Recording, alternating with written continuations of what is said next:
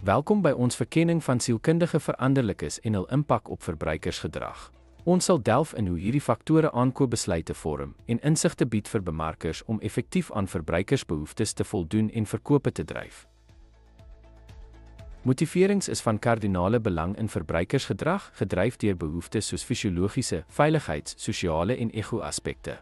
Onbevredigde behoeftes skep 'n dryfkrag wat verbruikers dryf om produkte te soek wat aan hierdie behoeftes voldoen, wat hul koopgedrag beïnvloed.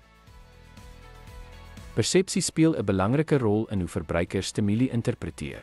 Selektiewe blootstelling, persepsie en behoud bepaal watter inligting verbruikers opmerk en onthou, wat hul reaksies op bemarkingspogings aansienlik beïnvloed. Leer behels veranderinge in denkprosesse gebaseer op ervaring. Bemarkers gebruik leidrade soos advertensies om verbruikersreaksies te beïnvloed, versterking van positiewe gedrag en moontlik lei tot gewoontevorming en handelsmerklojaliteit. Houdings, het sy positief of negatief, beïnvloed koopbesluite beduidend. Sodra hierdie houdings gevorm is dit moeilik om te verander en kan dit verbruikersverwagtinge en koopgedrag vorm.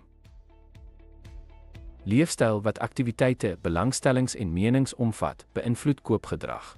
Bemarkers analiseer hierdie patrone om verbruikersvoorkeure beter te verstaan en hul aanbiedinge aan te pas om effektief aan hierdie voorkeure te voldoen. Dit is van kardinale belang vir bemarkers om sielkundige veranderlikes soos motiverings, persepsies, leer, houdings en lewenstyl te verstaan.